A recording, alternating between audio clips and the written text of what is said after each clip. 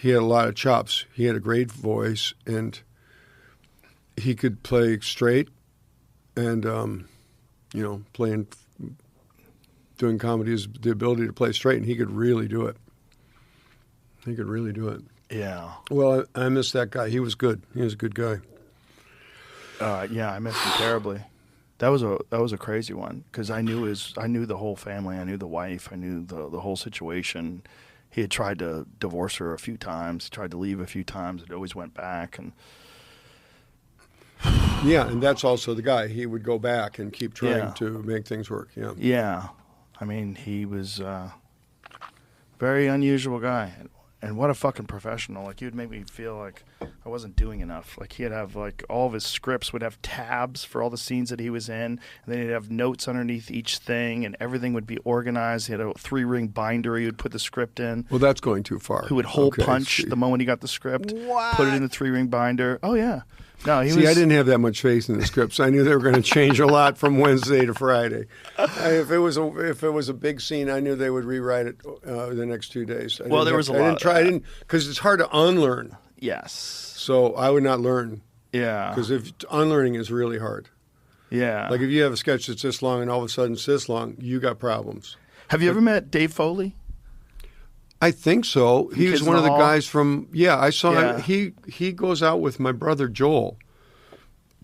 He sings. They do like an improv thing called "Whose Line Is It Anyway?" Oh, okay. So I only met him recently. I met him recently. I finally saw my brother's show that he goes out with "Whose Line Is It Anyway?" Right, with Greg Proops and all those guys. And they kill. Yeah. I mean, there's I knew they were going to kill because.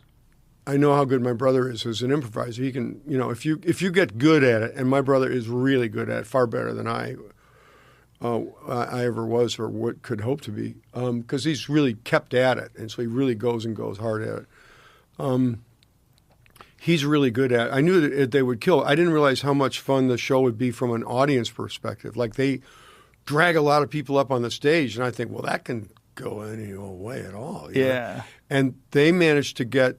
I mean, the show I saw, they had people in the audience that probably should have been hired. They were that funny. But there's something about the uncertainty of bringing up someone from the audience that raises the energy level and the expectation and the possibility. Yeah. And the crowd goes crazy for it. And the actors, the performers go crazy too, because it's like, God damn, they just killed us. They just came up here and murdered us. Yeah, and that's where the real fun is. So they are enjoying themselves.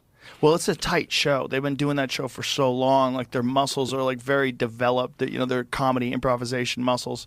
They're just so sharp. When you do a show like that on the road constantly, like you develop a sort of feel for how to improvise and how things can go. And well, you're fearless, and you're certainly anyone that's ever been in that racket knows you can't be afraid of dying. Right. So if you're not afraid of dying, let's go. Here we go. And anything, and there's a handful of you, so it's like the Magnificent Seven. If I don't kill you, he will. Right. So if I don't kill you, he will. Yeah.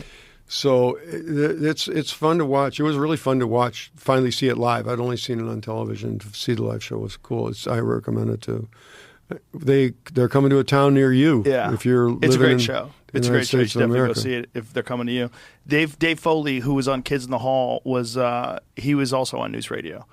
Oh, okay. He played the manager of the station, who was in charge of Who else reining was on in that Phil show? Hartman. So Stephen Root from Office Space and a million other things. Andy Dick. Maura Tierney, Vicki Lewis, Candy Alexander. I don't know a lot of those people. Yeah. So that was the show. Well, how it ran 5 years. Yeah. Well, around 4 years, and then Phil got killed. And then that's what ended it? John Lovitz, who was a good friend of his, tried to take it took over his place. Well, not take it over necessarily. It was a real ensemble. I mean, Dave was really the main star. Dave Foley was, but it was it just, for whatever reason, I think the John Lovitz ones were really funny. They were really good, but it was just, It's just different funny. it was just the end of the line. The show was over, and it got canceled after the 5th year. Yeah, there's something about it was like that with Saturday Night Live. The 5th year, it's like, wait a second, high school is only 5 years. Why should this show be any longer? 5 years is a long time. It's a long time. I know, it's amazing to think. Yeah. We thought like 5 years, this is it, we're done, goodbye everybody. That was 45 years ago. Who the hell thought that would happen? I mean, is it the longest running show ever on television? I think the Today Show is the longest running. Oh, is show. it really? Well, Interesting. if I had to guess. Certainly the longest running show that's actually entertaining. I mean, SNL's been around for so long. Don't tell Al Roker that, buddy. Can I take a break for a second? Yeah. I'll be Yeah. right back. Take a leak. Be right back. You're in charge. Okay. Straighten up this table. I'll do a little bit. See you in a bit. You have so much cool stuff on the walls. A lot of art. Do you do shows where you walk around and show all the stuff? No. Really? No. It's personal. It's just Okay. for us Well- and the guests. Well, there is a photograph in the men's room. I didn't Which one? check.